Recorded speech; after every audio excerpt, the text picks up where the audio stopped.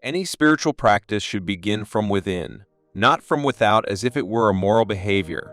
More specifically, the spiritual life begins in the deepest recesses of our being, which stands between the physical body and the Buddhic light, even much deeper than our personality, which it seems is always drawn to the sensory world. Our inner being has the capacity to differentiate between the physical world and the spiritual world, which is the way to the Buddha's magnificent spiritual light. This is to say, our inner being knows that the true world is not anything that is material or sensible. In addition, it knows that all phenomena are empty of true reality. Lastly, our inner being understands that falling into sympathy with sensuous things, which make up the material world, leads to repeated births of suffering. It is the inner being who is the meditating one, who will seek the Buddhic light and converge with it, and thereby attain liberation. It is not the physical body which is subject to destruction which seeks the Buddhic light. For there is not a single thing in the body which will survive its destruction. Why then utilize the body as a vehicle of deliverance? Why spend so much time in useless physical exercises, such as perfecting sitting with legs crossed, in the belief that doing such will make one a Buddha? Contrary to such bad reasoning, it says the following in the glorious Avatamsaka scripture: If physical activities were proper religious practices, then such practices would consist of walking, standing, sitting, lying down, using the senses to look around in all directions. If we are to engage successfully with the right Buddhist meditation practice, we must give up the belief that meditation is for the sake of the body, such as making it calm. Going to the Buddhic light is our refuge, not our physical body. In fact, there is nothing comprising our body that can be taken as a worthwhile refuge. All proper refuges are transcendent, never mundane, like the physical body. Let us now read the following excerpt from the Atthakatha of the Buddhist canon and ponder its meaning.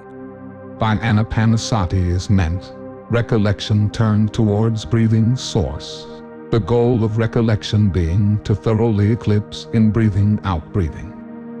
The overall aim here is to conquer the sensory body by recollecting that which is prior to its workings and to its sufferings, both mental and physical. In the case of the above passage, to be more specific, we surpass the sensory body by recollecting the very source of our breathing, hopefully to thoroughly eclipse the breath which is tied to the body. Said in another way, when we are thoroughly before our breath, both the in and out breath, we have attained the goal of meditation.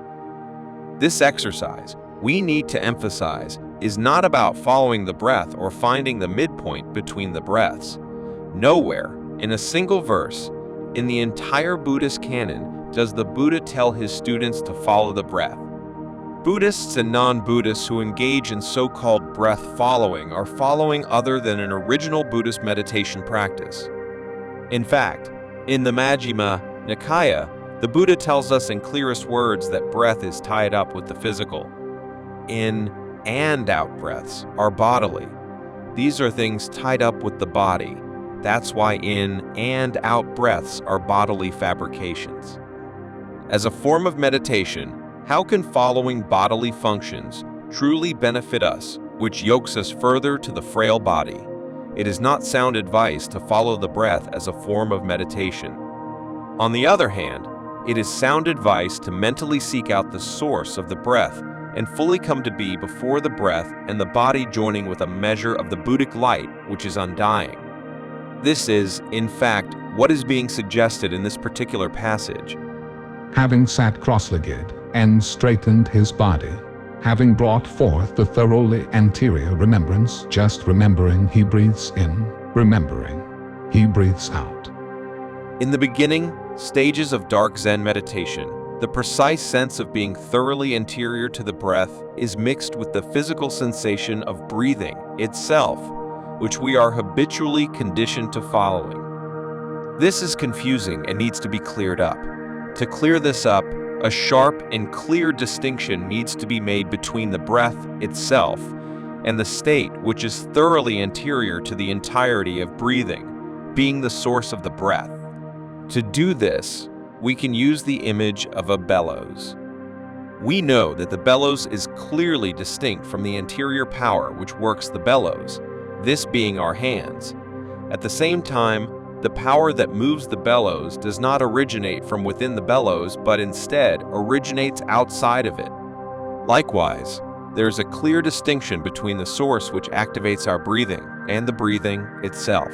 Presented in another way, the thoroughly anterior is reflected on the mirror of the nerves, in a manner of speaking. What we sense is not the real, but rather its image. Thus, the sensational reflection I sense as breathing is not thoroughly antecedent. Equally, the breath is not myself, nor am I the breath. The breather is beyond the body. At this point, I must remember my true former abode, which is prior to breathing. In practicing this way, the adept will come eventually to yoke with the source, which is prior to all modes of breathing, including the very body itself. Then, by repeatedly recollecting the source, the adept will advance to the undying light of the Buddha, sensing it more and more, thus relinquishing, as a result, the habit of possessing the body and each of its functions. Eventually, the adept will achieve liberation from samsara, which is disembodiment, also known as nirvana. It is important to remember that the thoroughly anterior is like an invisible current of energy leading us back to our undying homeland. In the past, we were so blind as to be unable to realize that the breather is neither the breath nor the body. The breather, we could say, is the immortal soul, which can be characterized as an energizing power. For the beginner attempting to accomplish Dark Zen meditation, the greatest difficulty is letting go of the in-breath and the out-breath, as if these were the only two possible states. Some try to overcome this difficulty by focusing on some point between the in-breath and the out-breath. But this point is imaginary. It doesn't access the prime mover of breathing. That we are able to sense the in-breath and the out-breath and not be either one should tell us that there is something beyond the breath with which we are connected, although we are at a loss to fully actualize it. Thus, when we are mindful of the in-breath and the out-breath, we are so in virtue of not being either breath. When our mindfulness is directed to what is thoroughly anterior to breathing itself, it is possible and highly likely that we will sense the Buddhic light. It is expected that anyone beginning Dark Zen meditation will become frustrated in trying to accomplish the practice. But basically, the difficulty is that the adept stubbornly clings to the belief that he begins with breath and ends with it. He cannot believe that he is not the breath or that he initiates the breath from beyond the sphere of the corporeal body. Indeed, bad habits run deep.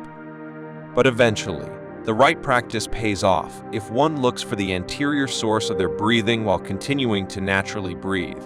Sooner or later, one meets with a unique experience as if a magnetic-like current suddenly entered them,